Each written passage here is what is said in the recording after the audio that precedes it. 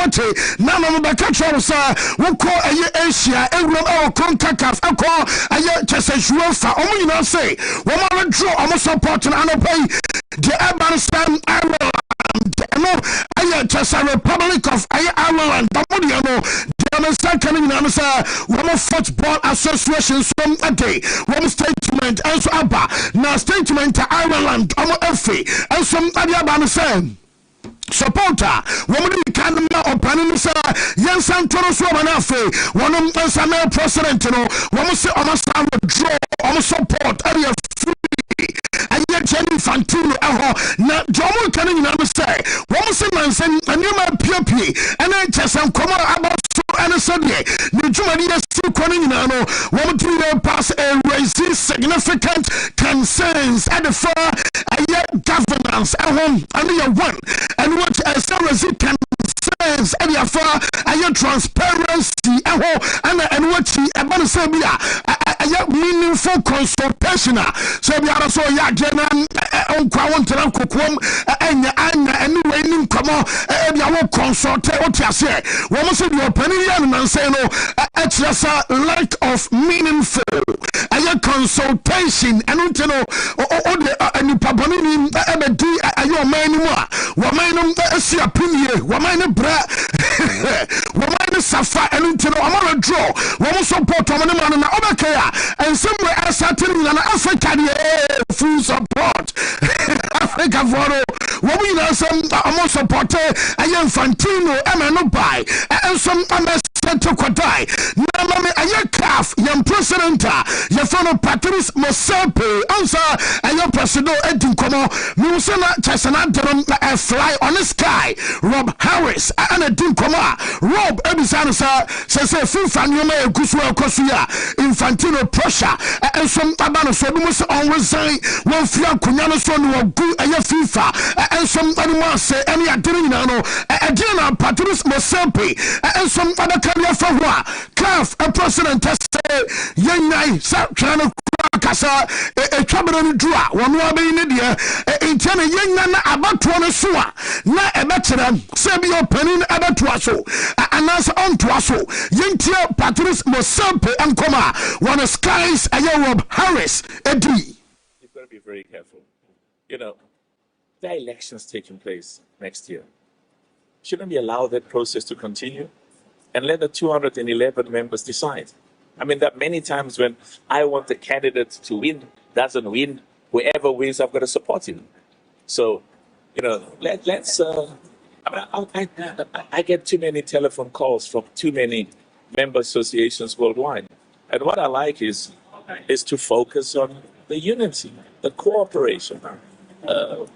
How do we continue to develop and grow football in the midst of the challenges we have? Deal with those challenges. We will resolve them and we'll move on. Can they be resolved with Gianni Infantino still president? Well, as I said, let the people decide. If there are candidates who want to stand against him, put up their names. I mean, that's the right thing. He's been loyal to African football. He enjoys the support of Africa. When I sit with my leadership and we look at the world, be careful. Every part of the world starts off by looking after its own interest. You've got to be very careful. Just open here, Stanisa, Patrice Mosepe, and some other sort of your drum, and I'm more drum support, more draw, I am a support ring, and will be our interest. One of some Adam Timuya, but you one of the question and what them to Obama will be ever down Sabia draw support any idea. Young Yamasa election day and Lunafe, young Sabia Infantino, Benyan Kunyanati, and also Panino, one of some other Shrakunyano and no I said Yabasia co arches, I won't come on no Yada Emma Yatofa and Anope and some other show so shock young Kamna, young co Italy and in the mountains way. Number ɛyɛ Jed Spence yɛ kasa Jed Spence ɛne Inter Milan no mabɛka wasɛm de akyerɛ wa World Cup ne mu ɛne ade ɛnsom ade bɛna from Italy domo kan nyina no sɛ ɛbɛtumi aba sɛ wɔtena ɛyɛ Friday ana kyɛ sɛ player yɛfa no Spence ɔno no medical no ɛno nsom abɛkɔ so Interfo no wɔn nso schedule sɛ nyame ya no wɔtena ɛna wɔn sɛ boy ne ɛbama doctors ɛnso ɛfiri no na yɛhwɛ sɛ bia kotodwa no ɛyɛ okay akoma no nso ɛbɔ adwuma yi ana sɛ bia pra bi ɛhyɛ baabi ɛne adeɛ sansa already ɔmo no boy no wɔn awɛkyɛ 3 million euros a year ɛno ɛyɛ agreement ɔmo akɔ ana until 2031 enti medical de abare de twotena no ana wo mo twa se bia boy no so medical no eno enso ababa so a eno aye Jed Spence edie na no pay no yete eba ne no nti according to Coakrata ye for say Gazzetta dello Sport wo mo enso de abana domo kan say Inter ejai say David Fratesi won kona anko medical enso amaboboku a ye for say Lazio de Bianco Celeste Tina Lanzo Fane Fano says, Doma and said, Eddie Kane, and some loan, na loan, Lazio, Ebetra 1 million euros, ama Inter Milan, not just a pressure to buy no, Ebetimia done obligation, and the say, Sir Ebia so, na I was sitting to no train, Woman Treska, and some ama Inter Milana, Sika was a Lazio, Etria, Edema Inter, Ebea 14 million euros, some month to the bar, woman some ejina nyoma mienu so na sa conditions ayam mienu na ebejina so no I was said yedi kan boy no ebo by 25 matches ama aye Lazio about 25 matches na sa box bako atike and what number 2 and some other say Lazio qualify and some poyebo season ye na 1 to 10 one finish and some our top 10 more na ye chance number 2 no and also box no atike it can be also woman sani man yenu and a bench so na a move ababe obligation I will Inter Estoria some say said that to be an Acabasa Fratesi or you be on Saya Kuranam Bibintia Nasa Obam Nasabi and money peja now what's not be Lazio Ayas Omuka Omon Fansho Muturim no mon Fansham no mon Kai say Inter Milan Abawa 50% resale and no and some ayas a percentage one some abaje I was some move no more yet I some common and some adema and yerim say Lukaku wakoko drew ayafarna bonchi and into a BM ama Napoli fono womo komo mudi samo pa akwadana ye fono sa Benoit Badiashile omu wiane sa ene aye ya wadade men se kan se me ya no enkomo ebesa so we aye new talks ana Napoli womo ne Chelsea som tabenya na omu dim komo no answer Chelsea ese omu demand 30 million euros alempo ebia Napoli fono so te aye 20 ebantena ya bebe se bi omu tena se na omu kasa se Antiasia by Jumana Sampo, I said Napoli so top up no, Yabba said Bessiaco, I know, and I'm about to say, AC Milan, Onano, Yafano, Jerry Cardinal, na Jerry Cardinal, and some Baba, now about one Ruben Amorim, at a meeting, now I'm a transfer, I'm a taking stock, Jamesa Canasana, Wapenum, and Yabba draw now almost a meeting, and your coach and Quancano Bessiano, Nasa Jerry Cardinal, Esia, I am. No more Casa players and there was over. There was ko ebia baby also augmented and Sanya Marina. Yes, Obesia goalkeeper Mike Menor. Wobasia midfielder. Yafana Adran Rabio Estes and Nayakasai. Wukum Milan Amon Tesua. And Mintim Yamsa is similar supporters no or Omobu Mopa. And some Mike Menor and Adran Rabio Adea. Namo for World Cup no omo konti ye kra wo return to a camp Rami Yamal training and what omo ka wan just Fabian Ruiz nom ani ade wo konti World Cup no kwan omo nsumi na so besine Mike Menyo ese omo man extended time onyamai Adron Rabio esum onyamai mo more time place na so my mo to say dem na mo Kurua, Mumpasamo Baba, Ama Esemon supporters, no, one some abu fu ama Jamina Samitino, and also Abacoso, Bonano Pero, Yatene Amtetanum Comona, and also be also, woman said for the third time in a row, woman, ever so much, all kinds of and Manino said behind the confidence across Rodari, and your mentality, coach, Ekasai. I talked about trying to win the third Champions League in a row. It means maybe a little bit of too much confidence, but yeah, that's our mentality. We try to be ambitious. We try to feel that we can do it, and yeah, we are a team who won the last two Champions League in a row, and it means we can do the third one in a row. It's going to be very difficult.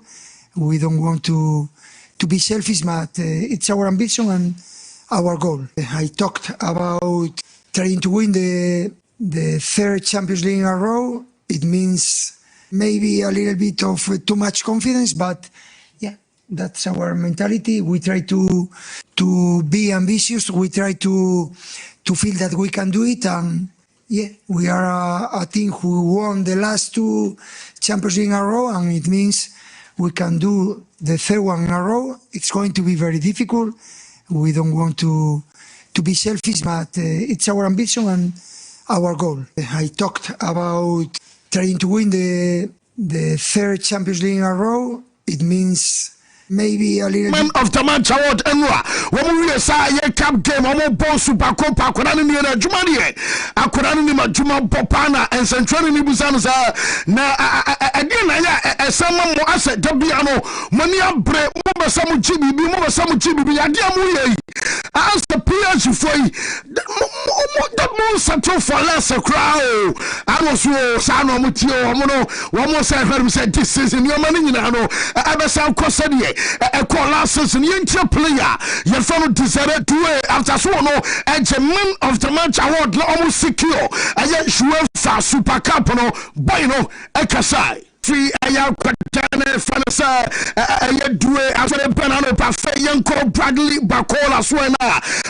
mame aye shadow mame player fanasa Bakola na yonse on Luis Campos onse obekaya boy ne baba saying ediama aye bobo kwa fanasa Paris Saint-Germain Luis Campos ono ene demu tintimai ede akwada no so bae na omuwe match anopedia me de bae me ka bi atrasa akwada no ebetimi ya join bobo kuwa from Liverpool and so I will answer now be actually Serbia bueno and Liverpool amo plan so omunie na said was so bomb a Luis Campos and our penino and some pattern I want to was anti announcer oh I say me din kra no o Serbia jano and some that's kwana chesa kwadano wo penini din kra so say na odia mamen jump na ma flight no red answer flight na private jet na womo booking way enu ne me dasepa na flight ro on mo bani na farsa Marcelo Butler na Marcelo Butler wono ana di kan ba report e no bi atwa 9 years ago abeka sa Neymar free aye Barcelona akọ PSG ba yeso odifo bi ani monyam woni kuro masa enso bo wa o se bu bi oda so mo si dina tam no na Butler no odobi on time report na report na some and worship na jet when you woman excellent air na excellent air ere Serbia wako aye capo air na wo private jet ere dey with jumana wo kwakọ rent here dominion no itinerary ere ma flight way and some and say flight no ebetu nyame ya duma emsem another coach na so ebetu enempo na later in the day etua won say aye from aye achasa Barcelona ebeko Paris na efi Barcelona ekodu Paris flight no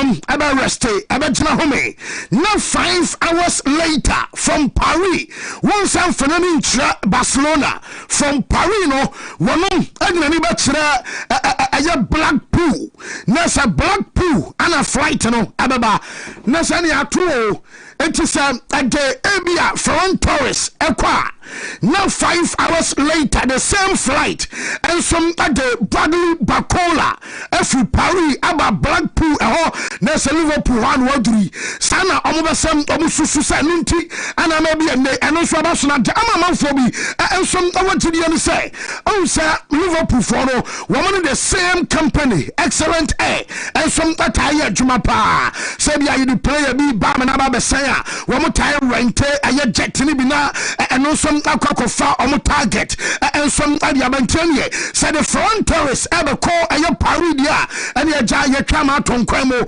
wi amon twara mo fa akura ne mreye omo bo so mo chese enum aye seri adano so besi akwa ye de aye antete be sase ye kase no bibia trust Nyan Watana, the medical, and some other so our PSG. Sarah ya boy, no some that was enough. What on some across why yet to Manadiama Clubba. Your father San Germain, Bacola, and some abaning on your cacra, and some from enter banana peno, and show us. So now you must him. Now Bobo Cravan Santa, I have Vigon or Sasuna, and about match day 1. Our La Liga anymore.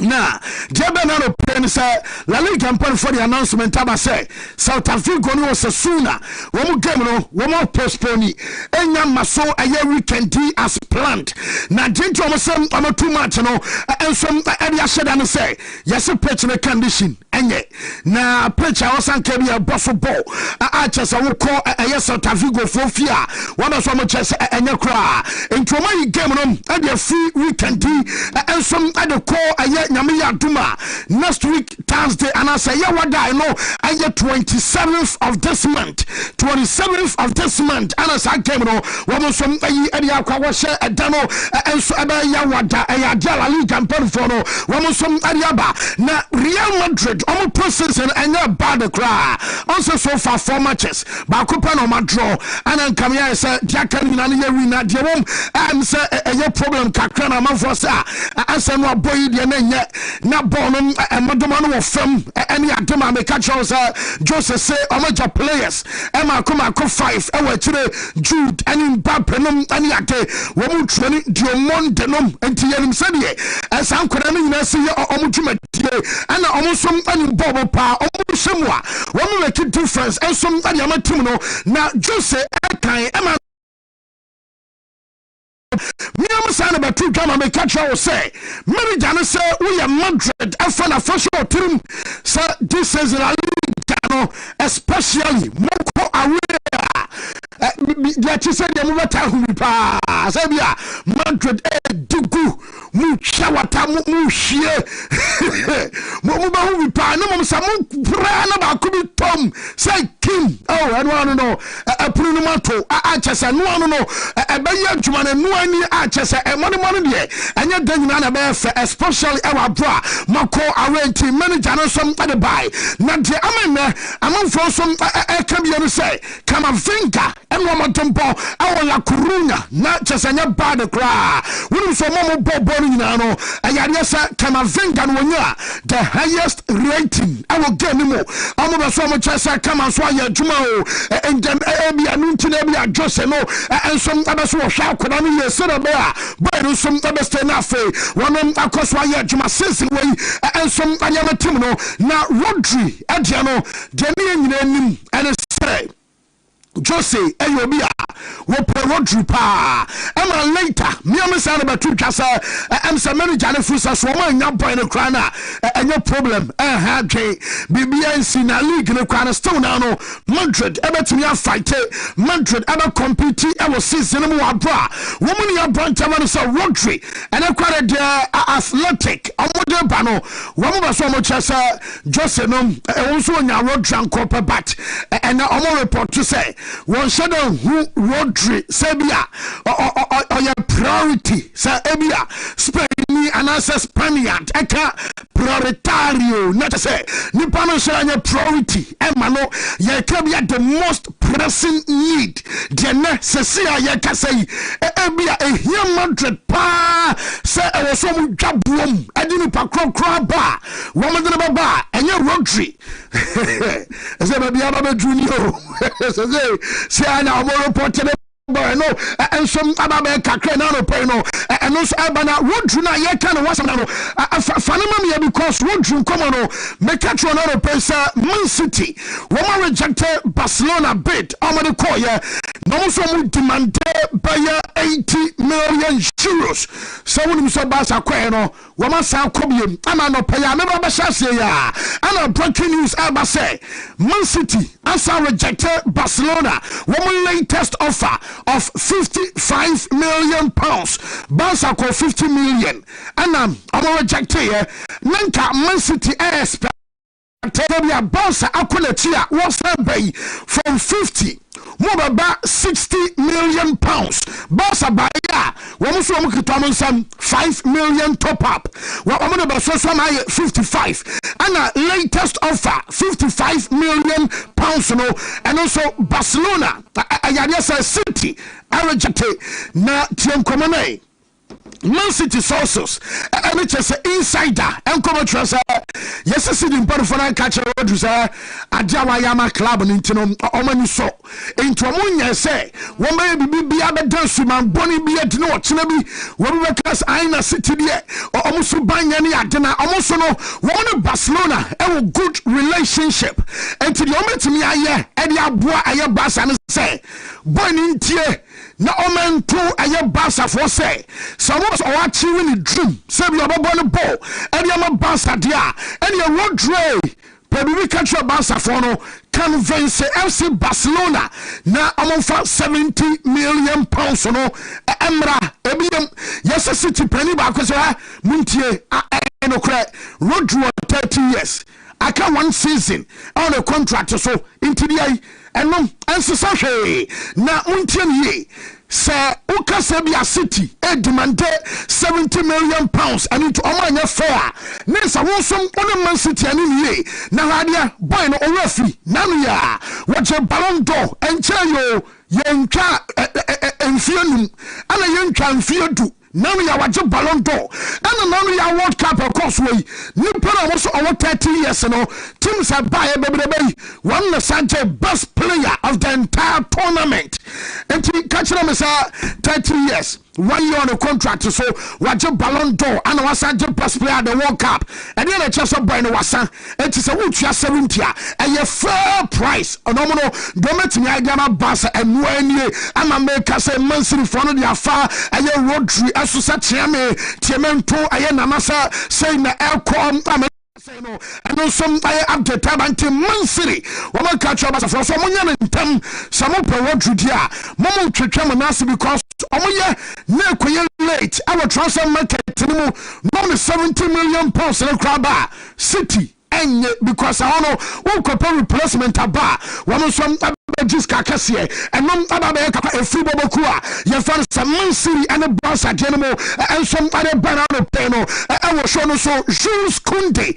After San Pemaka say the agent a meeting and our Barcelona and Palifono and a pay and America. Woman Banado Canasa Kundes one cover be what a most one say to WWE Uncle Baby Accra. Now on the so cost bonny ball and some other boss info and then said on a manager and a relationship and I am beyond now one couldn't some other so stay and what chief Amico Atletico Madrid one training grounds now yeah Casino Adamala Lukman was switching the JC last season was 22 watching and also the 11 Ebiasa JC number 11 numbers Eddie Ebu Fanya Gro Criteria number no and some number Ebu Pana Julian Alvarez Barca for Mudia San Yemonye na Alvarez Makapi and was a training now Henwa Bibi and Chesabi Alvarez and so da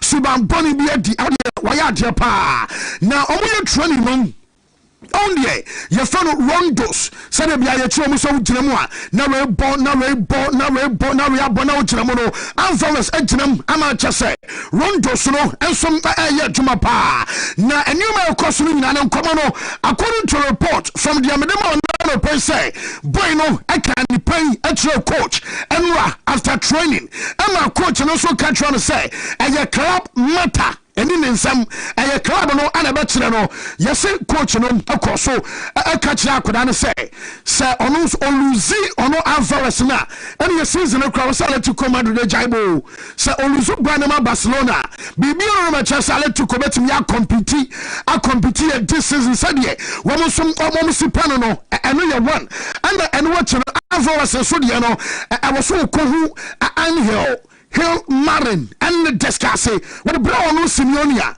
one of the coach keke na coach there e dey to me be an wa we be catch us I ko anasa me ma unko ono de we be nya nanka wotena nanka wo bo because ohian Malaga crowd bo it is a wo person wo ko catch Hill Marin ono so na no we dey fu twa na so se ye ko adwuma nura ba ye na ho kase yo because on be so no obi abedi nkomo na hu ye na Alvarez no be a was ye be an player na yo na elkwa so time no and one delay quite chire one hwe ya bounce afoi e be drin agents no ababe update and so latest ebe na no pay no ye dem ma make Arsenal wo munya Mark Bill amope ma Atletico for wo defend na no na jeminya no say Sir Andra Beta so so no boy no pa na ono kwa no start a contact Atletico for no Emma Omadin come about yes club no response and say one must start this season boy no omu hia na che obi a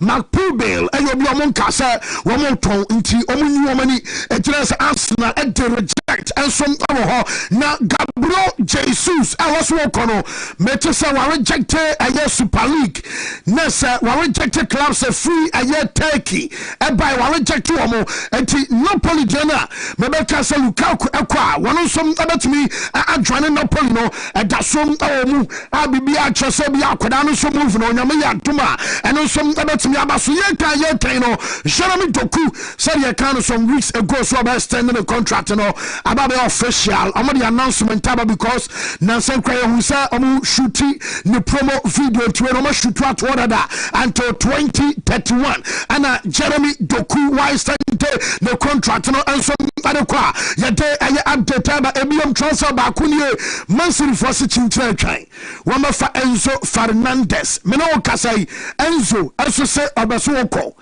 Na enono Jabba say Chelsea for say 120 million pounds no more deadline a Friday 5 o'clock UK time and you made them out and I pay not here. Also 120 no Chelsea near so much so crowd because almost so custom replacement ya similar fee tomorrow woman demand no brand the woman na akwamida because coach no when you kwada na kasa ana boy no so chese ebio nya obeko and it's a bason kwadia because city for no woman say ade bi o so mo ye ema manager fans Enzo Maresca aye successful bi ano woman so abeya internet chinchina boy no woman de beba 120 na hade city for no say enti no more pressure ama Rodri so wanya ntem and it's a boss at Japanese 70 million omo betua and na ye kasai Tijani Reinders and you be Al Qadsia I was Saudi Arabia almost so common omadi and duru achiro pa Tijani Reinders na and yet Chelsea a demand for Enzo Fernandez nanka originally sanka sikapa Man City de woma kumam and Commodore Chelsea, 80 million pounds. Chelsea for some of Uncle cow. Monkobaka na munchime kobida monfani o player no to say cherabo 80 million pounds almost monfan kobaka na munchimu tutu kobi binto so na mo 120 no almost the deadline at so we montra muni agro eno ababe sese ba bia won som ababe true and so our deal no mo na Manchester United captain ya fano Bruno Fernandes and yes Juro fano ni aprepa o ana AC Milan and some Anyambre Galakwadi Renka Debiam Beka ba player no and Manchester qualified Champions League and a BBS no Manchester Bruno and some other Swoko and some and a BM Curtis Jones and so Adiano Inter Milan and Ibebre after Yaminan Sam Interphone and ever all out. Serbia Quatana, your father said Curtis Jones, and I Casino, almost some Everton San Bueno, and some Adana Bar Amatches, and I Kakra, a film at the banana pay. I want young Jumadius, your brano, Koyana Sunafe, young Fessina, Yamamishim. And idea, and he number today, eh, share. Almost a day, sports station, band, I'm walking my hair, or to swap, Ghana hanging out. To me, it didn't say, hey, to me, sports no, to me, Ghana Habakupe, to me, sports no, to me, share, fine sitting at drum, new thing, take one and so, Caputi actually, oh, yeah, you want no. Omo Macanina, Steven, and Michael, Mokeka, hey, to me, sports no, to me. Say to me, dear. I just said to me. I said to me this person about. I just said to me. That's a to me. That just said to me. Fancy. I know whom ya me a delivery guy. Now, oh baby waha. Ne wa ba sem me feel say me fa sem reno. Ya fe ni niti latte. Ebi mo fe no marijata. If you run, I saw me, it's my coin. I'm in court. If you run, say, Memacachani said, when you're sick, I know what they should say for a ticket. Oh, Pewa Cowbina, Wabo, Mizabi be a find it. Oh, Yamia to be Biaboko, or Clabatobiana. Miana, say sign is the Ibipa. Morgan Rogers, Motia, Yatia Maxons La Croix. Motia, and Motia Morgan Rogers. Hey, no, must say Tria Pelestra. Yes. And you Tria Pep Shavaria. Must say Tria Shavaria. Hey, and a routine Tria. Let me ask a Tuesday video. That's a more could you have been Gumsy. A bisu to try Bass or Tria. The open of your now one hour was a D. I don't know what I can call. Oh, don't give me more was a D. And a permit to us a moment for us, you know, to me, okay. Oh, you're not okay, cry. Because yes, you and Trebia, yes, I said, okay. Because, yeah, Timitria. Aha, because if you say a bonnet, the door. A people so alcohol, a people so knock it down. Eh? Oh, what's so? And I walk 50. Oh, you rejected. No bounce 55. New now here, dear. New the way, new thing. Oh, here to your corner, you. New way. The way pa. New Zambia, 100 in a medi, but a palm, maybe an amount. I saw Mike and I have me. Hey, Jordan, are you need the lap so much? Jordan, so last time the lap is so last time I try and I call. Abo so many Highlanders, but the labs also chow. The lab, oh, Menina Casa won't intention now. Oh, aye. Watch out, pa. Oh, the oil officer, no, just sending them back. What said your door? Wow, pray. Mike said, be a fine day. Fancy Yamia do the radius say, or the Ababe Drew, and so. And I'm making post to be or me ex in the show. And I'm say. Steris Peribus. Hey, Chelsea be show be Chelsea be show be we say an album drop. This is a bad day. League no more question one money na me dey who be there fine. You can belong to the championship. Hey, but so you Premier League no nko dey hey, yo, last season you say you can we am and you no credit last season you video you go there Mars can no into DM say or corner den because no him say City adwuma da ho one match Chelsea season anko yi it will be this season we say na bad luck and as a bad day at the office hey Koni maybe as simple as ABC 2026 season yen kasampa it yen kasanche new you never advice it you so simple yo. So far, no, African Kwana into me confident in stating out or no reason or back Jenny Fantino and I say on back the Jenny Fantino akofadi about football no. And the pay and our best story I catch say Patrice Mosepe as the only election between my who upon Jenny Fantino the fate as FIFA boss. Democratically, that's a very rightful statement to make as a confederation head. Na Africa yaya who for kakra or yaya nyatwum oh yenim tutu anamo according to Europe for no conference with tutu amanamo and you be brain ya football mo who say ya jia to say you follow mo o tutu amana na 2-9 but there hasn't been a decision key decision be Africa because I were intercepted but that's just by the way when person say time no be there are other important stories Bakola na Paris Saint-Germain is stressing and you were telling us awfully more frustrated our club room and that he wants to move and I say also stay no who the echoes in Paris Saint-Germain team na Enrique Abiodun na efin rain na come on Ebase he really wants to go with the hunger of the squad make sure as a Champions League you know Zidane na be paying the free pit no so bet me ayedi aba PG for or bet trying all out desired way eso aba be hye na sem no mokena ati say squad no nyina didi nkomo ba komi ne me yensa bia mo hwe kwan mfa so a ametimi a defend the Champions League for the third time just as Zizou eyema Real Madrid no look Babia Paris Saint-Germain gina no yaw make I say easier but a way possible so metimi age the third one no na game we na yidi a kire sa no to say car yetwi to be a driver na wa ni mu no weather no ohu se na ni mu ayekusu na was slow down kakra wa to no bo ase na wa navigate ebono okona ni mu da ho na otia so odu ba bia Rams ewa na wa to no bo odu ba bia na ya bosia abo ohun sa abo na twa kase no yes and so ya driver ni awo kwan ya fa sa abo no so so funny different from quota a different from football a different from ateche but you always need to negotiate your time out sana football continue na kwakoye e brebi drew ye no na defensive game no na ewini and now what Helilio Herrera ne san krofon ne Katanachu mo wa onum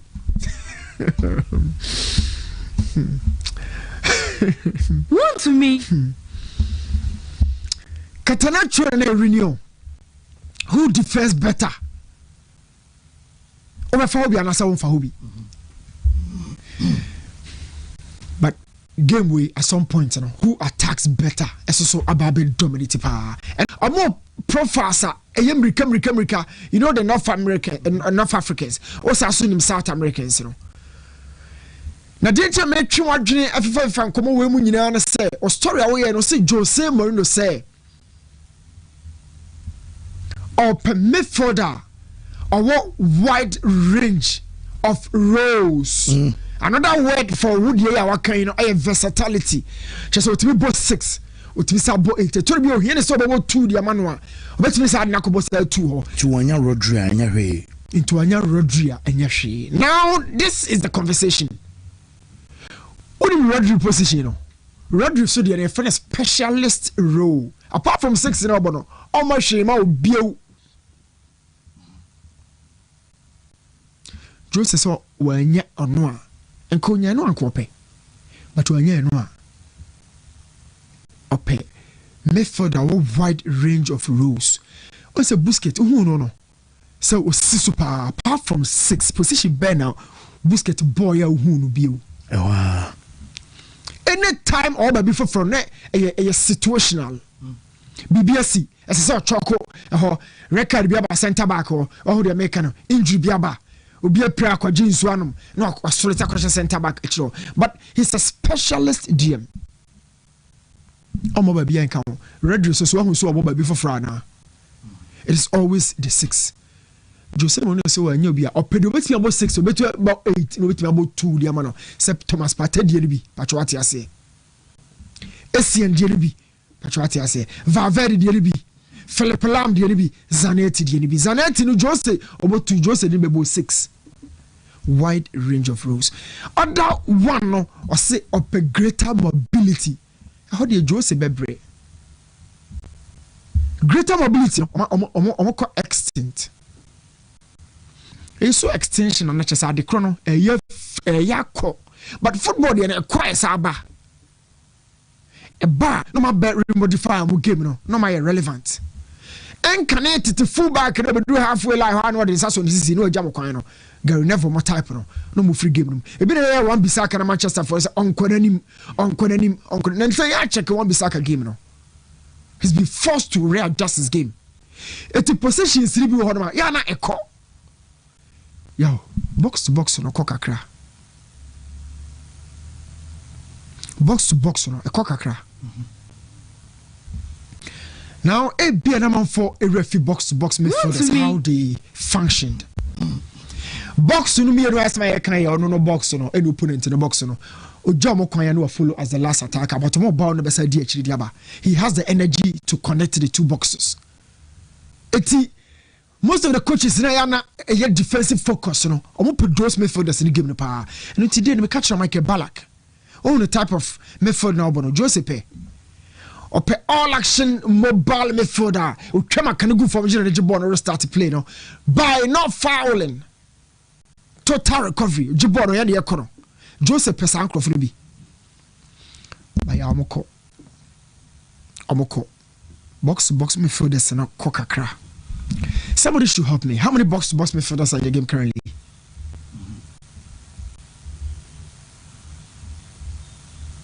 Valverde na be twitwa ho be sababo Valverde as a natural box to box. But the draw now the game is changing its theme. Football in Catanimu no. See mobi ma team ne enyo no ye dey. The theme of the game no, especially in midfield, asasa kakra. Ababe more ball playing technical midfielders. Shadrack Mwame, Paris Saint-Germain, Bayern, Barca. Sankofu you know, a very similar template on the ball no.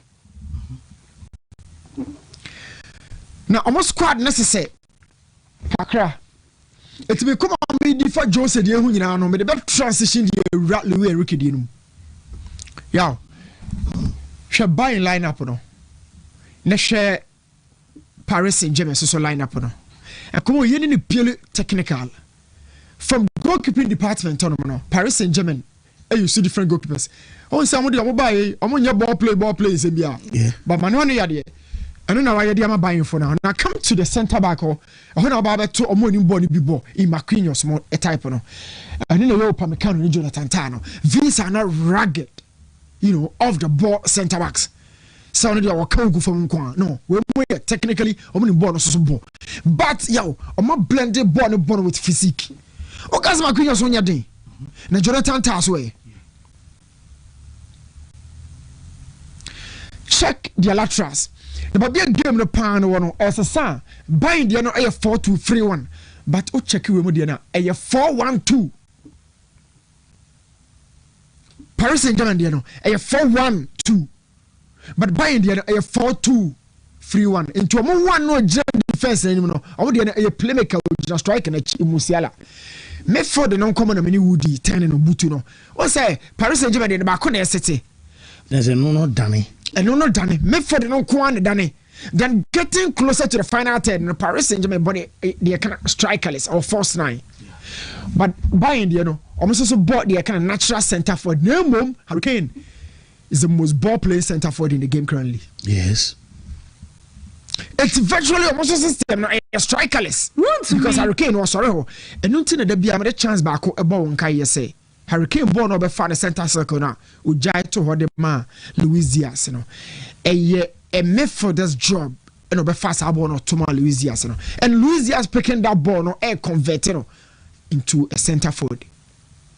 These two teams, Shomudi Omuyenu leader of the global game currently.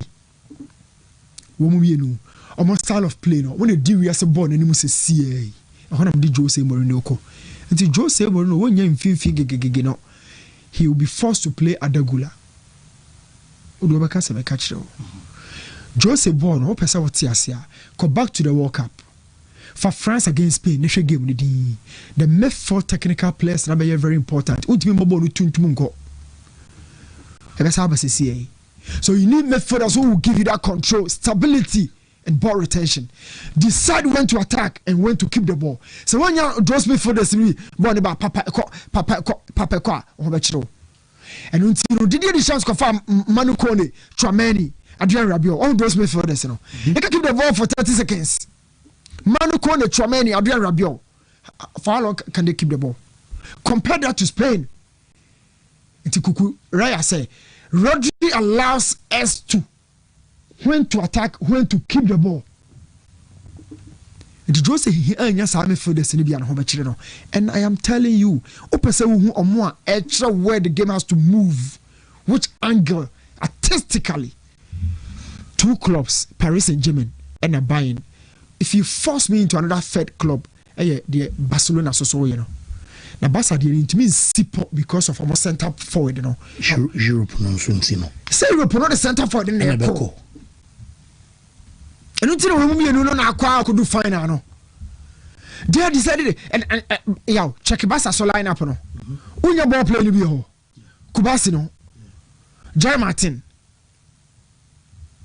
And if anybody tells you say Kubasi honya dia, the person is wrong.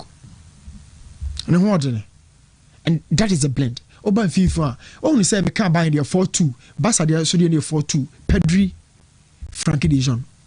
Now one acquire Femino or the new no 4-2-3-1. Buy in there 4-2-3-1. Now we there 4-1-2. You still have the free man combo. Honey and no Adrian and I'll your ja game no come anako. So want me and prepare money here. And let me ask you this, yo. Coach Ben Madagula is important because no new lineup on papa. There's one coach be a buyer or yeah, the technical discussion table so other bad picture, especially as a deep line, you know. Ancelotti so Kramer no a Bobia. Ancelotti you know a sort wide left. Alonso the neighbor deep. Because Alonso pe control on the ball no. On person the ball no be free 110. I say Granit Xhaka Roni be. Perfect. O say Granit Xhaka so left footed. Yeah. Since I know say pe Xhaka and was say pe when put apart from Xhaka kwa no was say be naturally left footed and when nya no. And the bar Henderson so no. Na ba bia Adagula de ba no. Osaso oni bia so Jose some person midfielders no. Adagula be ma ball control, ball retention. Yeah, and also from Nyomo Moyan of Vadebe they ask why impressive Jose technical team no. On the ball, Jose Behiano from distance, oh no. But then on the ball, open Madrid method is a crab ball, no time open with Jack Wine, or to be control game no. I don't know home. Now some Modric mame pa. We know some Modric mame pa. The ball. The Bono or maybe at Madrid as a left footer, I mean to be a Guti home. As a Guti, a Junimu do. Oh, the American. And now Guti so as a young or movie team, no. But I don't know me dictate the tempo of the game, how the game has to flow. I don't know so a very good one. So on the ball, his qualities, I feel Jose will need him. But yeah, without the ball, no, the physicality, no, Adagula. And Jose loves the physical part of your profile. Jose and for about 90% technique. Ebio Zilli Di Maria mo. Oh, the American. Yet they even augmented game with speed and pace. Said Di Maria money with money pace in the balance physique in anyone. So I still feel say, but be a game no currently there. Paris Saint-Germain buying on Behadjane. Followed by Barca on Behadjane. So boy, I want more Arsenal.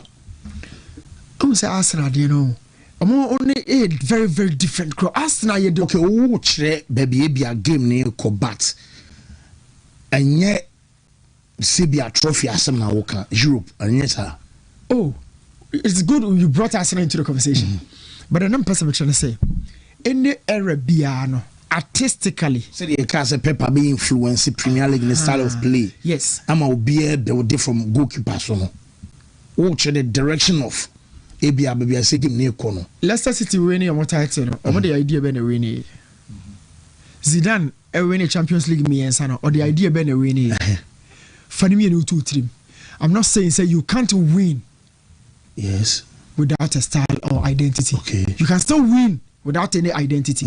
But era biano, your clubs be on moment define the way the game has to be played. The style. Yana do no a person abominable.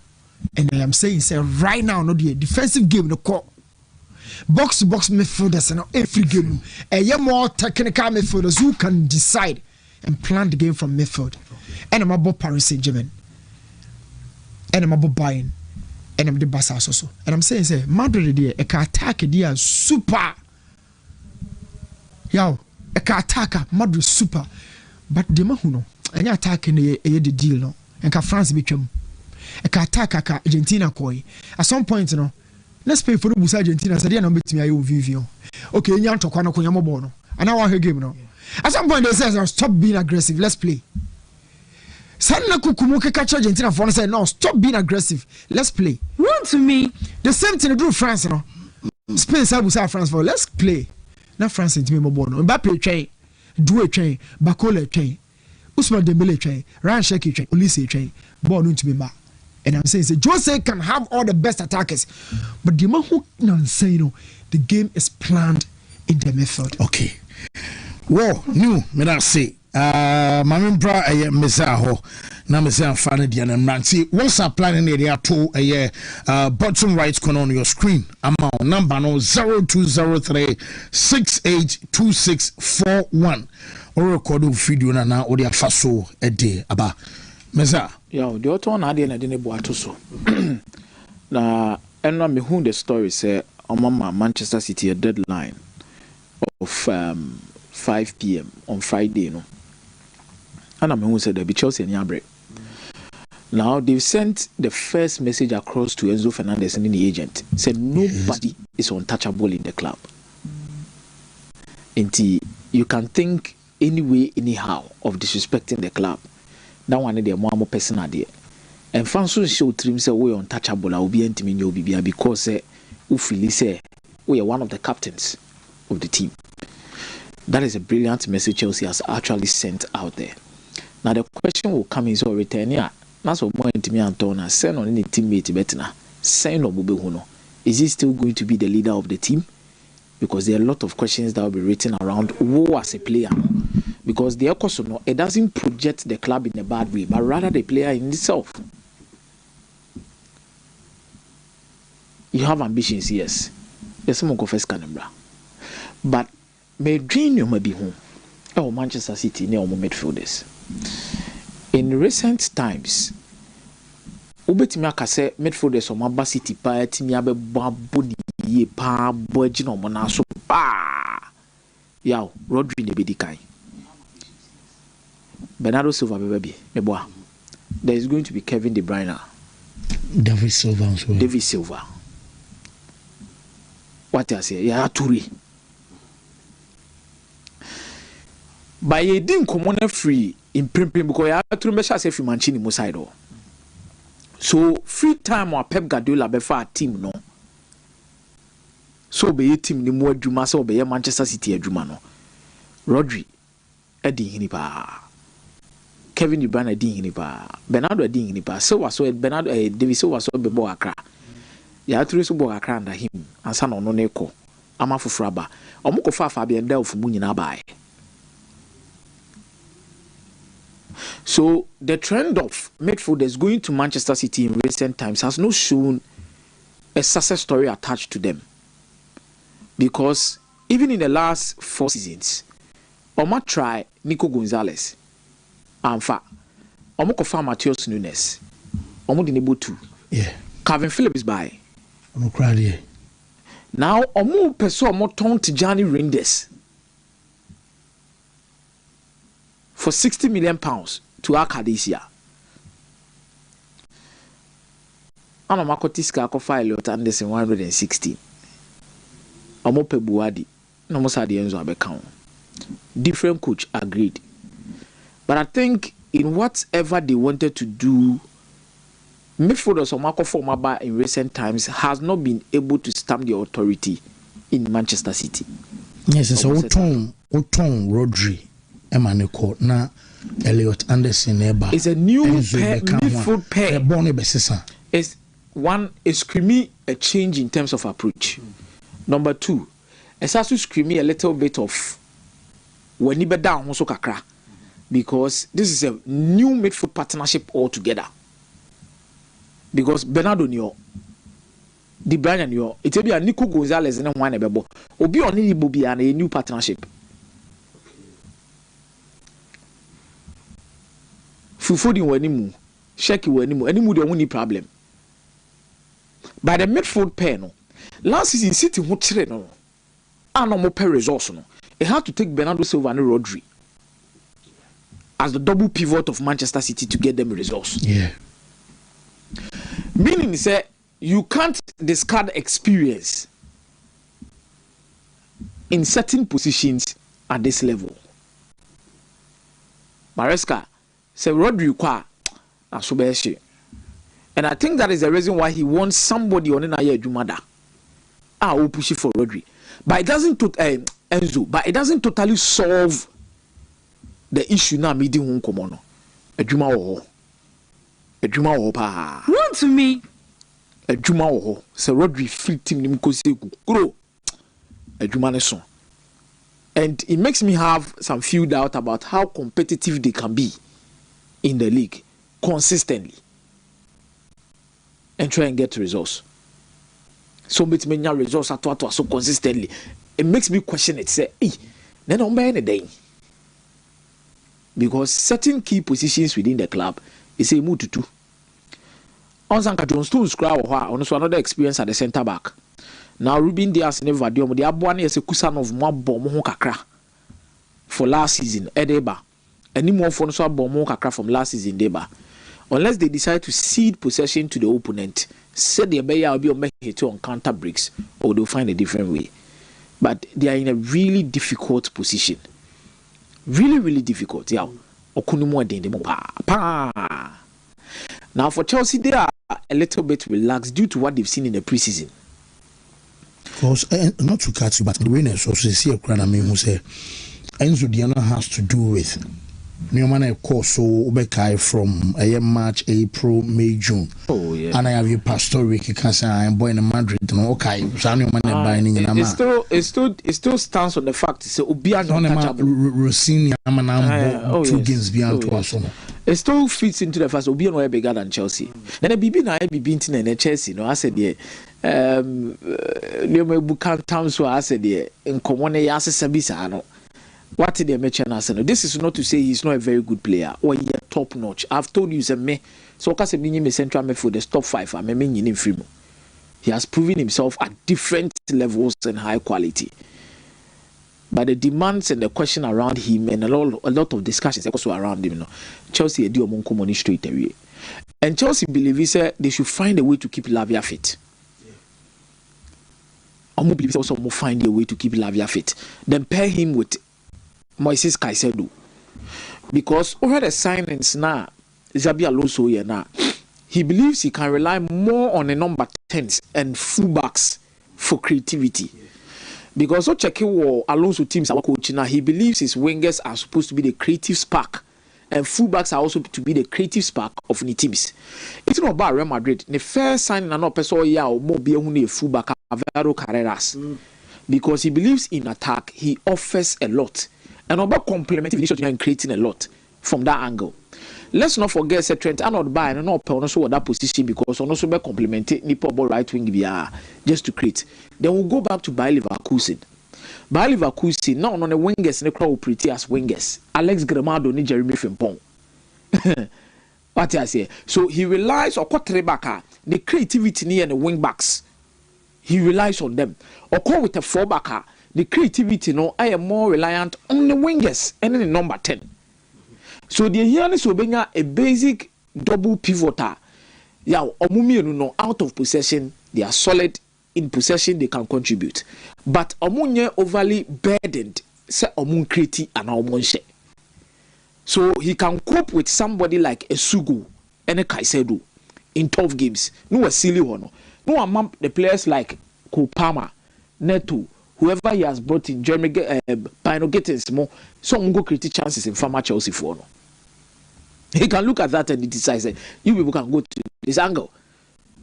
Obetim so decided say Lavia, and Caicedo, you know, Lavia technically was solid. Omogakra, Piambonenko.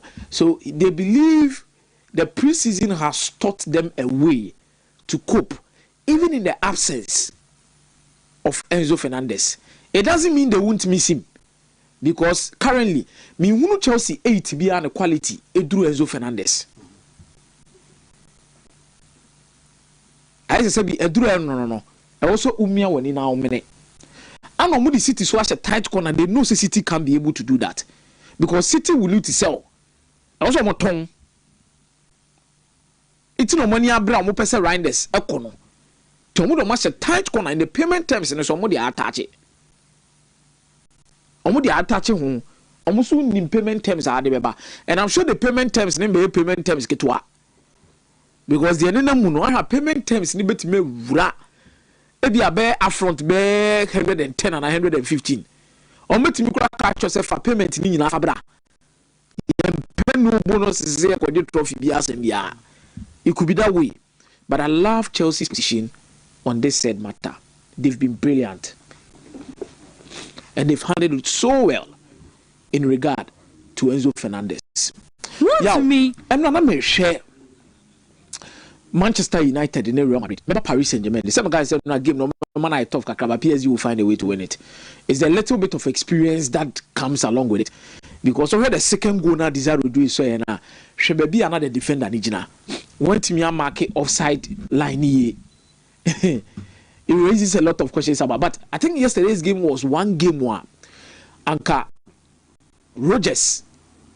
Any Yuri elements who Oli Watkins come PSG brutal. Ezil Konsa, Kombe ombe how brutal. But Una Emery keeps on telling the real thing, you know, say, we're standard when it comes to the coaching job. People make a little bit of mockery about him. And I wait and a brofo, and a good evening, Oba Arsenal went to me, Kasabebrebe. Nemum, the Jumana wako for Aston Villa, no, Waban, a Jumana be a template, I'm a muya, den, ya momo mutani nishebia. Now he's back into the Champions League and Champions League football. Yeah, how do you do this? So underrated. And a Paris Saint-Germain no more movie team now, meboa. No more Moja Neves or no Nuno Mendes more. Bia. Oh, Bia. Then I could ya bomb number 9 ye. Na me so say Patricia trouble we say bi da e wo Paris Saint-Germain. I don't want to look at the kid in the mode of Lukaku. By how 17 years, we are sure the age na no one there. I don't know because how he is built. Why is it Lukaku there now? How he is built, the quality he offers, we are properly molded for the English Premier League too. The talking dim papa.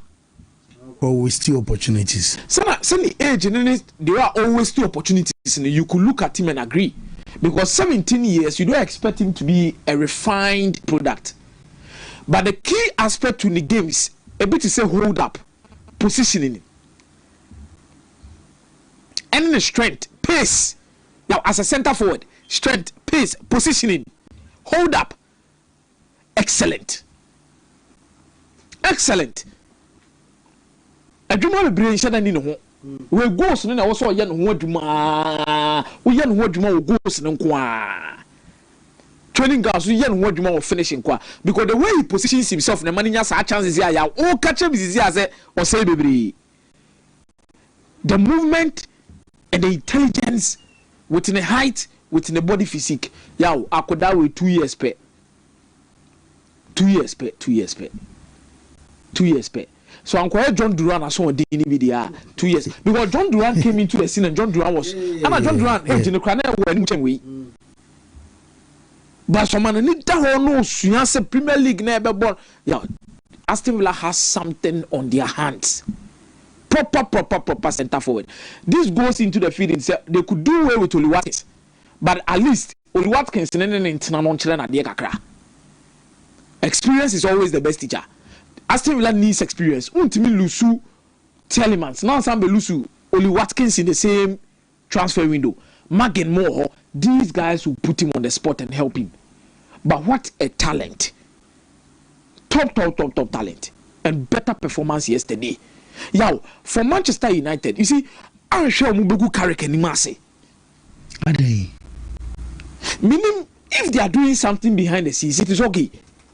But if you be transfer window we pan ma carry left back mano an extra midfielder yaw omegu carry kenimase na me hu say omo share game be more na post so baby actually some man you here midfielder yeah because of first set no efuma you are looking at your first midfield pair to be like Kobe Menu ni Andre Santos. The second one who has said be a Yuri Telemans Babi Shimbi Ugati now do any ato no so baby but my culture say Manchester United midfield is a kuto musi say no Bako unnatural say an or out and out number 6 and an old traditional number 6 Andre Santos. Telemans more of an 8 despite the fact so to me boy as a deep line playmaker. Kobe Menu obetima boy as a deep line playmaker but more of a number 8. It is your natural 6 on only DM nankasa no or mienu no ba ko pratifio obeko the whole season na rekwa no ntimi ama Manolo Gatti. It is Andrew Santos obo EFL obo FA they should do something and now Andrew Santos is free in the second half you could see it the Yancy are combining for Telemans. It is not because he can't tackle, it is because only the is a born Nukutana. He is exceptional. But out of possession, no, he will need to add more legs. This is where Santos comes in. And almost so now, team they qualify for Champions League. Yow, on sign, on qualify no man sign boom no. And yes, signify the back say, says, come on, when you free Champions League, in your mode. I said no here. A change said here. Because about competitive be among himself title in the Wontumi so o make signings are the both season as it's the you know and United you know a praba ko ba sa top 4 dreams now o ka so be sa ko Champions League nim timi yera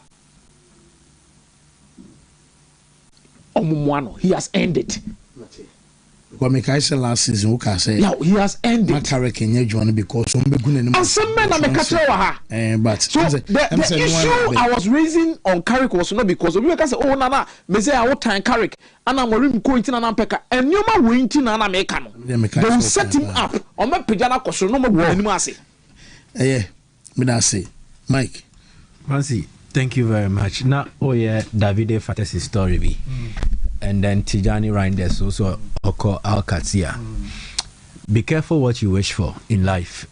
Things might look so pleasant, smooth. Development, BBC, it looks like everything is well on course. Be careful, it be a trap.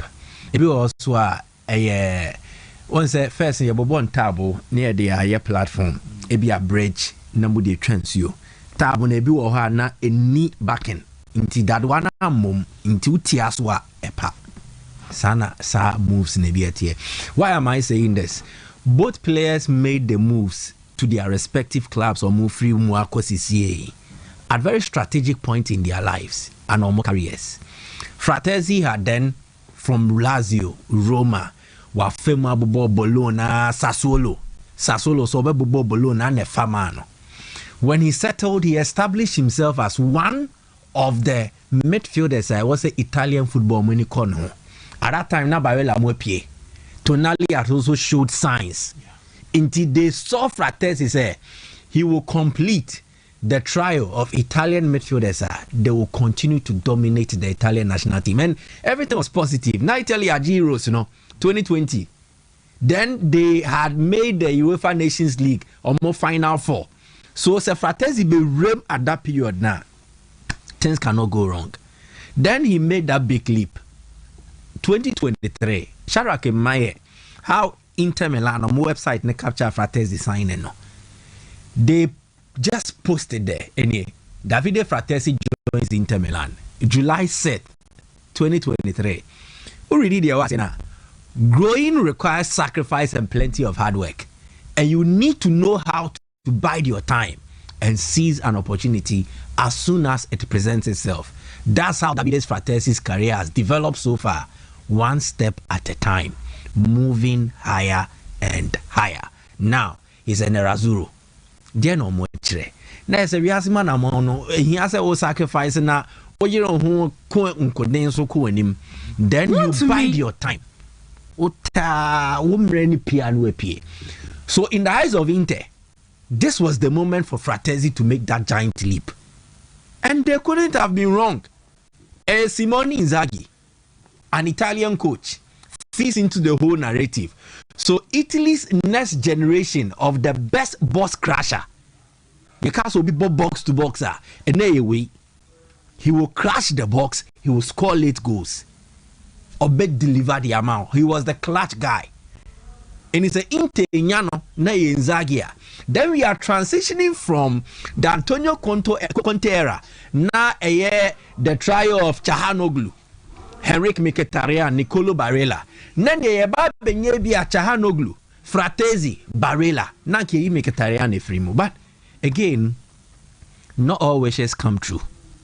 The acquire NSA, he was mostly a bench warmer. And then the minute I was Kunya or the demonstrating the quality, no, it never really happened. One, the period of transitioning, Simone Inzaghi Jaho Kivu Bae. Kivu had his own ideas and did not really trust this boy. And the DNAC, he is going back to the club that brought him up. Lazio no free. He's a Rome boy, but he's a Lazio boy. And son all diverted Yako Roma. So he's going back to where it all began. To see, say, at the age of 26, I think Obeko 27, and can win and can any grace period. You know, can say make it Tariano boy Inter Milan beyond. But again, intent to me for many in Tony so. Since I win by this time no piano. Kay clubs have midfielders by Nanka they didn't even Fratesi didn't count. Because Fratesi bed joining Tampa me Kaiser I was Anka didn't count. But again, be careful what you wish for. Not every ideal destination or desire and it may live up to the billing. At times, I had no hard work. He is a hard worker. At times, and yes, a wooden quality, no, he has it. If you are not just fit, and that's a wrong move at the right time. And it fits into Tijani Reinders. Again, he had conquered Italy, he had conquered Netherlands. He was basically on top. And dear Nasi, he's come to AC Milan. Time of free Serie A, he was the best midfielder in the league. Tijani Reinders. Western Day crowd. Exactly. So what happened? Man City comes calling. This is the grace period. They're icing on the cake. Oh, my boy AC Milan, my idea may be to me say born in Bo. Yeah, then I am making a career leap to play under one of the best coaches, Pep Guardiola, to play for Manchester City. And last season, no, we City Badge League. I have Ellen Haaland to supply the balls to. Things couldn't have gone wrong. Again, he had a fantastic start. Yes, season I think on the first match, he 2 goals. What happened? Sustaining it. It became a problem. In a very difficult campaign for City, he was one of those who was sacrificed because Pep needed to look out for a way that would win. Let's change the shape of the team. And then he was one of those almost sapphire. And there's around there because Saudi Arabia never would have anyone believed to say at the age of 28, way on top of the world, the best midfielder in Italy. Just 1 year in England, you're casting away. You don't know Saudi Arabia, Uncle Bonibra. That is how football is. So not every ideal destination. Yes, you bet me at na transfers analysis. Yes, so Julian Alvarez say Barcelona dia Rio. Hey, and your Munya Rodrigo when the teams on Munjina you. No. Football, in football, 1 + 1 at times can be 3, and there will be a justification for that formation and our formula. Easy. And it's sad, but you have to also accept it. Sana Brabotier, there are biblical examples, there are real life examples. There are moves people have made you think, say, oh no, Charlie, where they were weird. But potentially, the person becomes like a cage canary. And my yellow na, I had the Bioshe cage more tonium. No, no, Pia. It moves with liberty and freedom. But Oshemua, their perspective and everything is caged. Like how it depicts in real life. And as I know, but away from that, to other developments in Komeko, new. You see, in politics, you can't have your enemy is my enemy and your friend is my friend. The only thing a constant interest in politics. If Japan knew this, then they would not have suffered the consequences of World War II. So Japan nim say, matamfo nya watamfo, medofo nya odofo, nemom dwensha wo de ubenya. Maybe nka Hiroshima and Nagasaki ni amome in August 1945. Why am I saying this? Perspectives. Yawo abrochire, wako abrochi school. When you approach it, you have certain privileges. No, I have not enjoyed such privileges before. The way we see life and the way we analyze situations will be different. And yes, we nipa me, and yes, I may corrupt saying, but it is about our interest and how we perceive certain developments in life. To Africa, Infantino will be looked at differently. In Europe, they will look at him differently as well. Why? Interest. Okay, Africa, for 10 years, Infantino.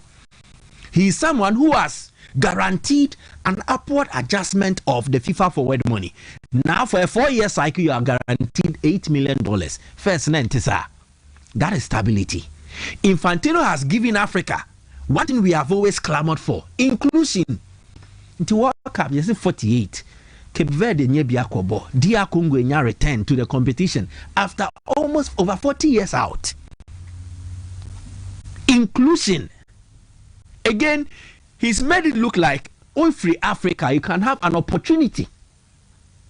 And this whole FIFA Forward Enterprise initiative, you know, Europe for anyone who say, Debita, and yet, why would you want to sell a stake in the World Cup to a private investor? That is how the Europeans see it. And the other, I told you, they are the imperialists. In fact, World Cup ay omade, omwan de buy. FIFA nankasa bet na Europe for na nete and they be mabeke ka. So they see it as it is their bona fide property. Ay omodia. And then there was a wotomo bia ono ni interest ni yesika. In Africa, yani ye mata ho obi na ate ni yakobata ho. Yani interest ni ye. Exactly. So would they make call from 8 million to 20 million? Every betting 40 million within just a short period of time. The African sees that as a way to bridge the gap between Ono and your more medical.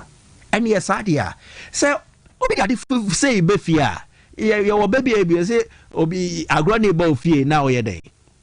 Pamon Yo bakubi was say or the befia yam pamon was so good and no one free. Exactly na bakubi so mommy. Say a bow fear yam pamono. No one pamu is at the befia yam pamono. You get it. So they will welcome such news and they won't outrightly object it or oppose it. Sanity and again, African values and culture. Brony said down building relationships out. Say where they me paddy me die in the woo. Omo ebi ye them. But on shada nyane say me nyonko breboa me ne boku siata free. Me hu so obi aboku siata free. Me pa me no aboku siata free dia me hu bi dade. But the point I am making is this: in Africa, we have relationships that are tied. It becomes like covenant, and there is a certain loyalty towards it. So Infantino where am Africa in his darkest moment, they will stand by him. Yes, so we share with people in their joy, and we also empathize or sympathize with them in their darkest moment, and that is why Africa cannot make that stance. In fact, they've even communicated say they support Infantino, but they can't come out again and lambast UEFA because of interest. Andra, super kapwane di. So Africa so odia no dear and interest. Interest. You can't fault them. It does not make them corrupt, but it is because the ebeboa amon also na sitinem no nyometi mi asesa entia de bia same thing na odokotu koju a oyeden ujam Mr. Do me and the beno ebe basa ɛno nana ayi Patrice Mose pe ka say English FA omo ye say intu na de so ne nyina no obi anso ne political way mebo you English FA omo hia 20 million in fanya we it's an insult to them. But Africa had 20 million. From 8 to 20. Even 40. Even Europe. The end no only say CONCACAF you here says yeah. But what is wrong is wrong. That is what they also believe. What is wrong is wrong. What doesn't help the game doesn't need support from anybody. African values. Any tradition. What to me? Yes, only paying yasema. Why need for? In the end, the Africa you can do those things. Yes, Africa so Sanko free na akotegu. Michel Platini said Africa ejirone blatechi. I'm not sure yes one tianhwe. Isa Hayatu so antianhwe. Isa Hayatu was the most powerful person in Africa. Yeah, football no. But Blatter Tisha no so Tisha. I am saying say you can have your interest. You can have your own benefits the way you see how things are to be run. But a do moment be not the necessary or make a point say we enya. You don't still say somebody interest. And you would no higher as Africa. I think Africa ninka say a FIFA forward enterprise ninye. Obeti mama 2 reasons why yenye for an African. Remember 2 reasons. Why yenye? I want us to have that conversation. The general consensus is that football is for the street. Why would you sell part of it to a private entity? Okay, that's one. Do you also agree, sir? Do you also agree, sir? Do you also agree, sir? Say football is for the end. Football is for everybody. It's for everybody. Again, look at how football is run now. Man U, is it for the people? Why Man U? Why there? No. What kind of sadia? No, they be. A Champions League go out for no Super League. No, how many bogumo? Your fans are bogumo. Was it an administrator? Bogumo no. The structure has remained the same. Maybe Super League football used to belong to the people. Now the the moment football became money, it changed. Football has been money for day one. Maybe, and yet day one new. It has been money, but money no increase. Sikana konsura. Again. Let's do this bit after bit. Let's do this bit after bit. The World Cup, and the state it is now. It was driven by huge commercial interest. And one of the increments in the buy. Exactly, how avalanche money way. That's why I'm telling you, money runs football now. I'm saying, sir, money has been part of the game from the dada. It has really increased. Commercial value of the game has really gone up. Let's do this. Is that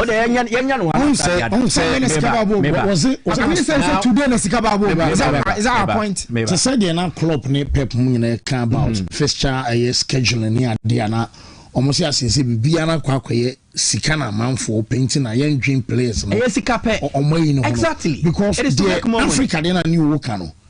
African in Angasan so.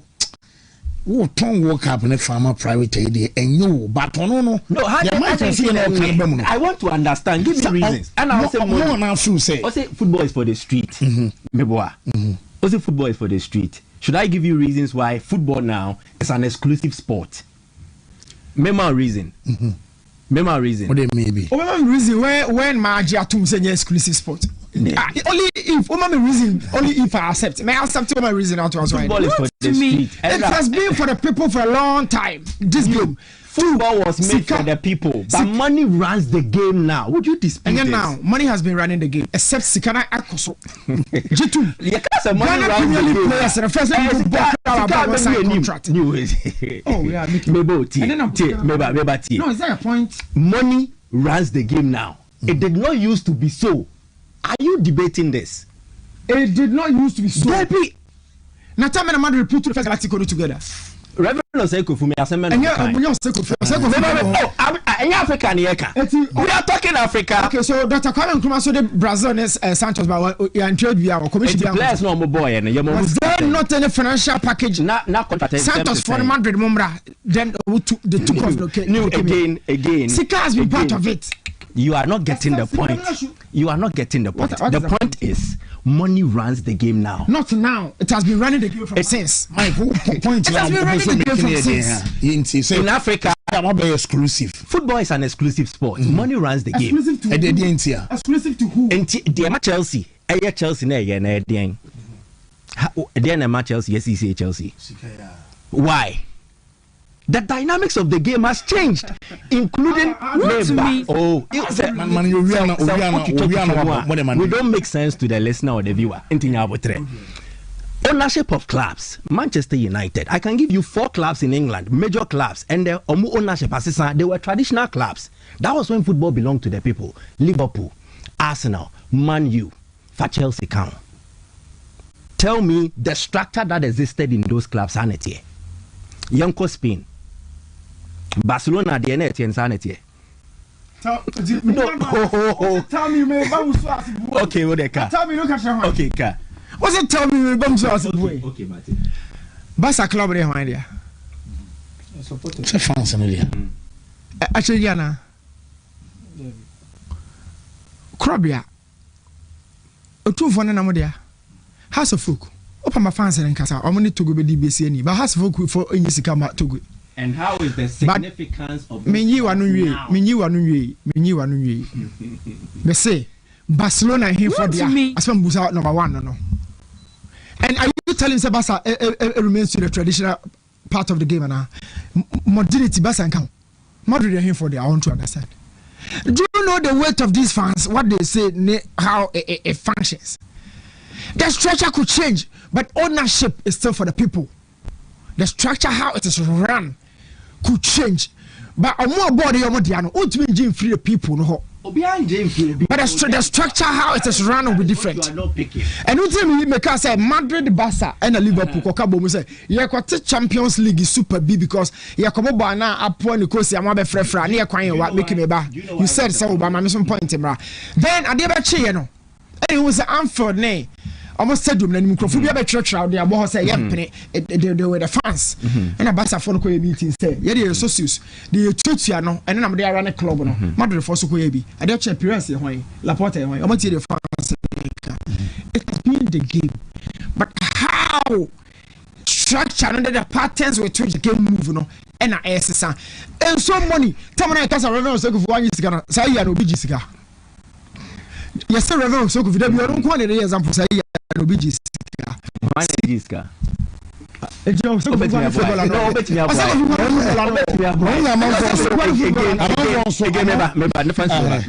Now the point you explained, Barcelona, also Barcelona traditional, Real Madrid are traditional. Sana Oka. Sanity. Okay.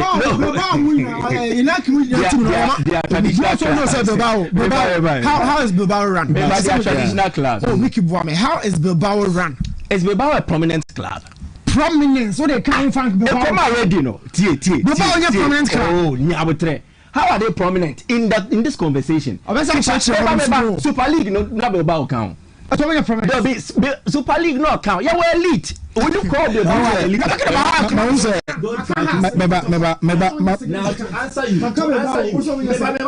you. AC Milan, a traditional club. A traditional. AC Milan, Juventus. AC Milan, Juventus, Inter Milan. What is the structure of ownership now? Add AS Roma. Escafo. You won't understand this unless you want to just make it seem say money is not because I'm for so enjoy a year when a part but no people say who say World Cup ticket maybe a trim and Nadia no difference near saying a bon to also arrive say be ska but I do so say I'm saying in Africa for so interest in the idea back pay and I just almost so they but it's so good. I ain't enough. What can I think free? Yeah, we don't free. 1930, I don't go free. Have you ever had 1930 free? Canada, yeah, me be say Canada.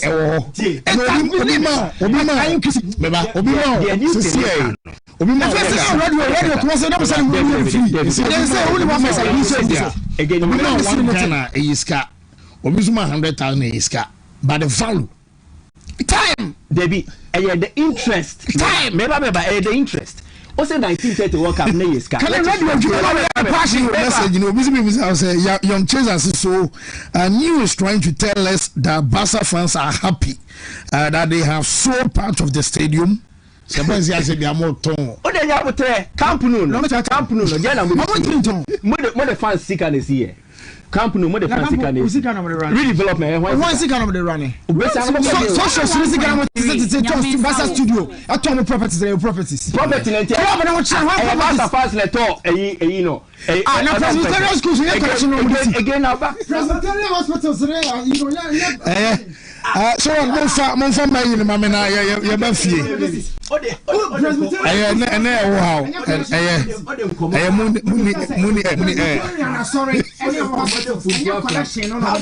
Presbyterian be part of. Ye me na fie ma me hwe wo how. Ye mra so. New. Ene ya wada. Hey. Na no. And when I'm share a panibi, you're doing commona, me busa na say. 5 minutes, and I'm who say no, rather no. As a semi question, and then we were support to be a, but the support to make Mr. Mufa join to our horse and Become Chelsea. Sir, at the time I got to a club no. Nencrophobic brain no be sababi of the club because you know Become Chelsea are winning Ghana Premier League twice. I call Africa competition. So having somebody like in stature, no, a businessman or entrepreneur, or buy a football, no, near Nijisempa and chair trying to ground Become Chelsea, no, Mahusone FC Basel more accord into agreement. Na ayame de papa because your boys be brebo Ghana Premier League. They don't know their way out. So in na ma ne de ne as a enkra no wa shipi o moko. Kwasi Sorotu. Yeah. Kwasi Sorotu. And Vincent Kulu Ajay. Omumi no Bob Become Chelsea last year. We ko Bologna and we ko FC Basel. That is agreement with these international clubs. Become Chelsea no masa led by Opani Amofejo Antoa. Na enye nipa bebre na be hu mo a ya no mo person no di nkomoche obu on ma say eti hai enso be kan ebia mi nu pe but mi nu nyina no e be lasting e wo memories Mr. Amofejo Antoa right now no ope first vice chairman e wo NPP mu yeah na me busa say nto eja ball no ho ana so da so no so esa say me combine way because mpanifo so hia ma dwen kire na me input ba ko mi nu me yensa and then say on NPP for first vice chairman or Ashanti region. First vice chairman, Mr. Amofejo Antoa. Tina say politics in the room we pa. Never come Chelsea no na me bomb pa se ma unja monto. Wo hu de board tie no. Ma unja omo chiri but say o kan nim die ne na ho den an emerging force. Onim say President Trump ko China no. Or there about 11 different delegates in a core. No more the composition, a component of the delegation of a CEO for Tesla or Sebase, or the American, a farmers and Sebase, or CEO, young guys that emerging out the US entrepreneurship market in China and China crowd last 2 months or so. So these guys no emerging CEOs are open show more soil no more pie ba on dem person channel Mr. Amofejo Antoa I thought Chelsea dey menye show say bia obejemu because we model now no na say bia model na dey na juma no dey say enye say bia open league bia je but ne target no say abrebi obe survive maybe a top 4 bar league bar fine but I'm just still born be fair na ma wo brekum na bia akọ ball when you say o kostro mo ball show but at least Overton was saying yes, can be Sunday at 12 so they are running. Okay, say me na make say because politics say demand the time and that football so demand the time. And I say right now no the model has to change because Ojigina Premier League na over Africa ya na cost no so okoba so the next seasons or the ensuing seasons na it mean at the stable pa Africa no kono. And so right now the change model na say a bet me a place it phone mumpo without even trophy no. But bet me a greater impact be on the Become Chelsea team no where every season about 2, 3, 4, 5 players. Not just on the African market but European top marketer. Bet me a granting crown good futures, you know.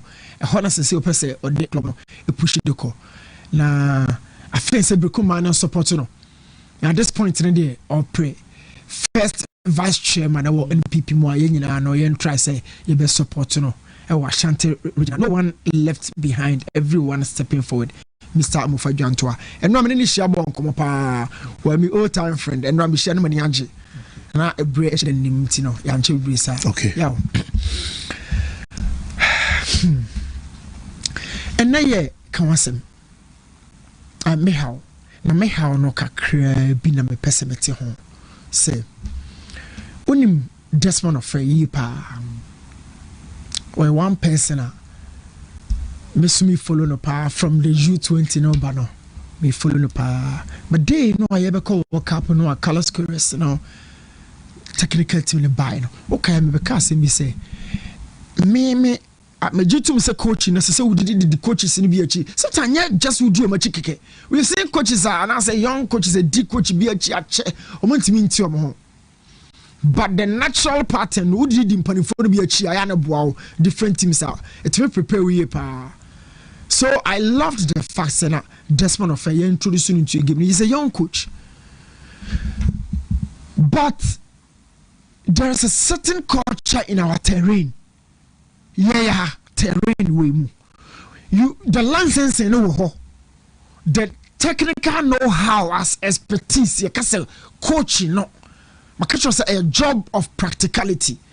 Na me mean say make the TV so nyina be yusu de atia me. Da bia say maka kiro. Ada me ja to say manya ya o manya me A no manya me B na so so me kono. De ma come twetwa me odu yusu bi atia me. But I am preparing myself. Na me bonya me pai say me koye coach na emfa. You need to understand a lot of things to be very much successful. Our system we mo. So Desmond is good. Well, very good. Per the coach no nyama mahuno. He's very good, but he has to adjust to our system. He has to adjust to our system. So no one won't me adjust here. Mpanifo penance and yeah, system na ko say a poor a baby or small pond or baby now we fish. Now what tablet tiny. Oh who kuno. Yeah, the bread is also. If you about the chihuahua CCA. Your system no one seven American. Yes, year 2017 no. And kobo bia honest vote can say new you're born the Wontumi ntiase you just so di akire.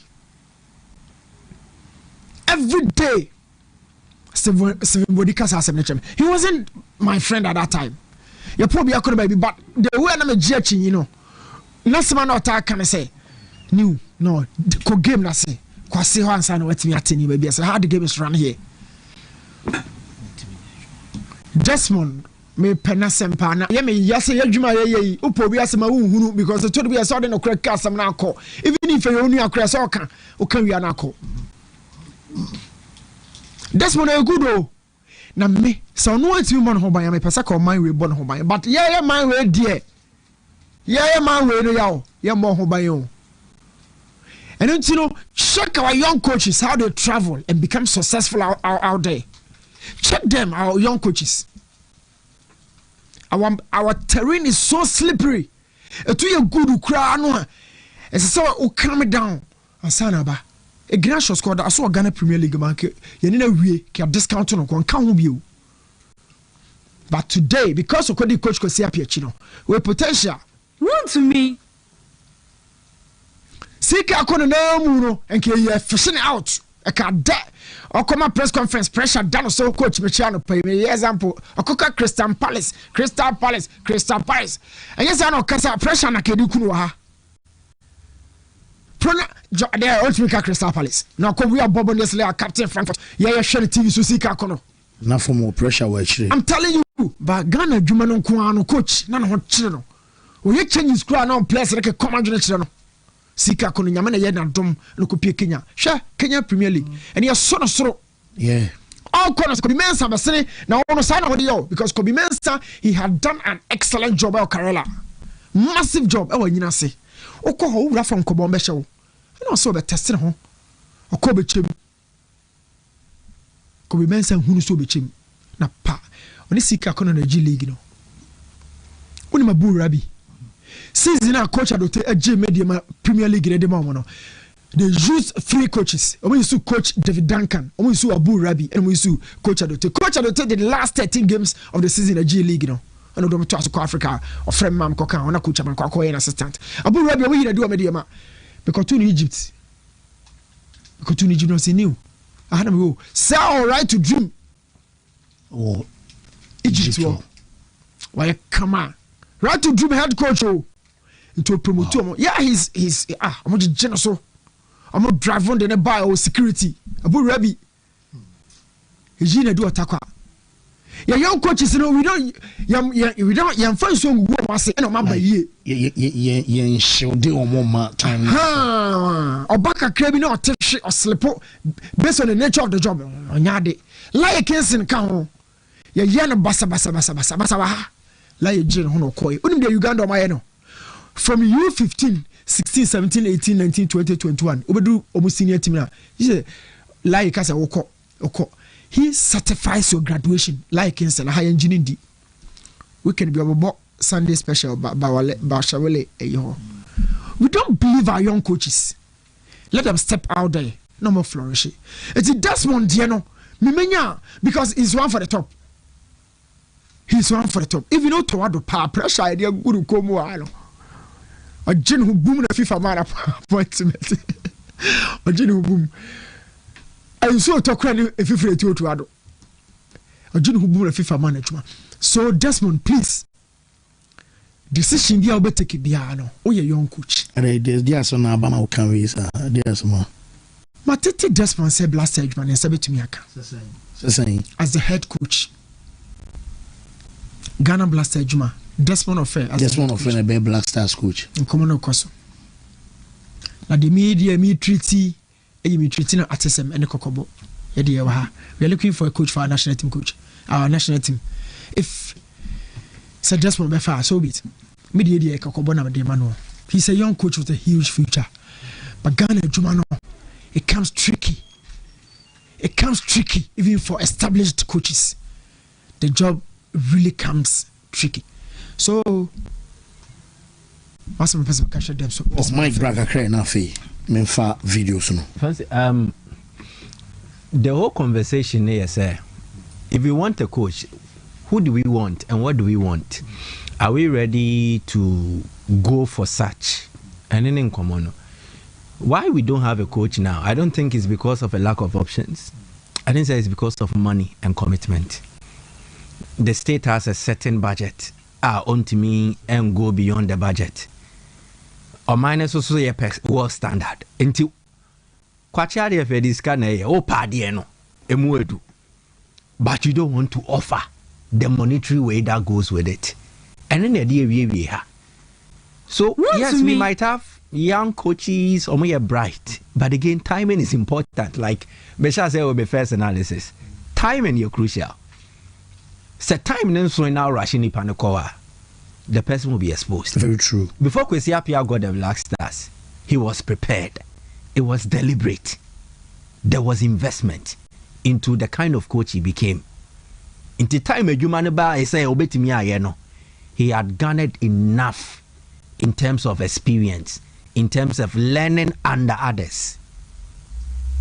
As it stands now, I don't think Desmond Affair has gotten the exposure to learn and then mature into a senior national team job. So Ghana for the and Ghana for on one kasa individually. Ya prepare no ye. Minim say that make what ya say. Na me ba Mike said the ntia ma make kasa na say a fraud say be a bribe say the adwuma ma kra na one kasa willingly. Wontumi just say be o me full say time so be say me understudy ka. Oh, empempi na ntisa. Empempi na as a professional, the moment you are presented with a challenge or a task, so the professional never says wait they mean to me you. You want to prove. And they say we are fancy producer. Yes, and the fancy brabe kasa. Wontumi. Obakache head of it say Wontumi. You want to take it up and prove. I say anati. So it's not like coaches no omunim pass Wontumi yet. No, omu atinke bi say me yire me ho a. But again, ya wo de wo hwehwe. Ene de the reality. The reality is you need much more than an edge at feeling them. GDA bisametimi ayeno. Oh here more than that to handle a Juma to say the senior national football team. And again, people make cases for MS5. Again, the fire appointment, there was an emergency situation. And even with that, now Juma be as the black Ivory Coast U23 team. Yeah. So there was a certain progressional line. And assistant to the late Gaspar Gaspar and I said Nedina. So the point is, looking at the situation Ghana finds here, what we need and who we need is not Desmond Ofei. But Yesika Semunti, he has become a likely candidate, and that is the point. Yesika Sem, if our money game was top, can come out Desmond Ofei will emerge as a candidate. And Kayaka coaches, we would have gone for what GDA said they have the expertise to come and transform your Black Stars. Someone pay attention to Black Stars situation here. Mount two reality situations now. You two leaders of the teams. Omuni clubs. Thomas Partey. Only club. Me no can say yeah, but season I say. Dornayu unanama. I am Black Stars captain. That is how dire situation it here. And Chayabebo qualifies. So the point is, if there is money, go for the best. But where is the money? And so back to Sikana. So if you need Sikana, say Sikana na Desmond for now, and Fancy Bia, Mami you see the word the right choice, and I'll say Bia the proper choice. Even if CBA needs the what's the say, yeah, what they all look at, I know. They one year wine because like now so you're attached to a mine, so yeah. You get a point. Again, where is the money? I want to advocate this. Black Stars were sponsors. Yes. Yabako World Cup, a lot of corporate entities wanted to support the Black Stars World Cup campaign. True or false? True. And then I buy the GFA International say the FA should look out for a lucrative sponsor. The sponsor Nisikano, it will cater for Black Stars coach Sikasem. Why can't we do something like that? Again, sponsors never a year Black Stars mono. Sikano a coin. Do you get a point? Sikano coin. What does it go into? Because I know if the Black Stars will need to convene campaign, if they will need to travel, if they will need to engage in any activity that requires a certain financial commitment, the state in the year, even if there is a pre-financing, eventually the state will pay for it. Into World Cup ya yekoye, FIFA ball honka, abayin ball honka. How are we able to distance, dissociate, and then understand? Baby, asikana ye spending ye no ekoko the records are there. Yeah, so Sikaba team name. Sikana eba team name no. Ye bet me dia ye futuo bi ato. A betua national team coach Sikanti.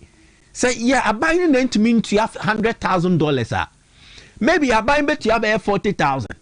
Then the rest will come from the corporate sponsorship fund. Ye dinya about the Black Stars. So we can solve some of these situations. At times, I feel say solutions na yeshushen. But again, it be a certain bureaucracy and a certain bottlenecks be and my end to mean to sana mono. Because I think say you do stager, the Black Stars must be run with sponsorship money. A do stager was a sika buying the one.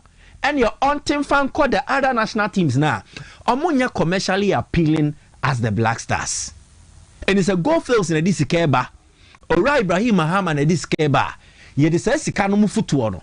Ye the best running Black Stars affairs. Then you task the person in charge and other people in charge to ensure say Omo disikano hono kre. Since I have sponsorship money, no, you can tax them. Asema making. I won't crack them. ɛwɔ yɛatrɔtrɔ ho nneɛma wɔ hɔ dada ɛwɔ nkrataa mu. It looks like almost every solution in Ghana, fancy. And your sports in Kong. Almost every solution in Ghana, a one cratasso. There application and implementation. Missy, almost every solution. I'm planning for no money, my dear. My dear, F. Come on, travel, you be on the F. But when Papa no jay your money. Mebo, NTT. Then a pressing need in terms of transportation or traveling from Kumasi to Accra. Then there is a new expressway. When the no say Egusu say, I am citing an example for you so you understand the picture. But Kwabrania Bunani Eguso. Wontumi. And you could check quite for fro. Near Bayesa Aquino, and it will not take us an immediate solution. Yeah, because it means solving immediately. But say the all effort, any attention, investment to call, they are using Yaswa. You bet me in a very good period of time. You bet me it is the same like in other sectors. Oko football, oko employment, oko sports, you will find these peculiar issues. Solutions never hold, but you best keep in your ear. The phobia, a coffee baby, na yet tin basa. Ain't it said that's one of a dear be more fancy? Sikasam. Sikasam. That's one the Indians say, and the secret you and well form. Visa. DVS. My Desmond so many born in your food because who could not snatch him there. Say the Amunis of Fay, over Mamma be at Desmond of Fair near Far Blasters coach. Obephili play about the Shemus Rahim Formo. Obephili saying, play the Shemus Rahim from Santica. Yes, I'm a free credit man of a family. You be a contract, this one all sign crown. More pressure about one for Caucasus. Your business send obey approach or say, oh, diffua or the sunny be more the fog. Software some from this morning. Software you already was saying, I do by agreement now. Can accept and continue. That's what I accept to know. That's what I'm trying to say. And you say we are $1,000 a month. Me at Mama say me Black Stars. You mean me free? Me didn't Mama Judge. What comes with it? I am more than anyone. True of us. First, I have been this morning through me. The next 6 months, me through in other part. Nanka Ghana beko World Cup. Black Stars. Yenya World Cup prize money. Yaba. Ni Yesu sika sem ho se kofa coacha. Kamemu success man. Coach sika o beje. Wontumi. Oh, sika tax wo, amate tax o. Nti emane de na say ministry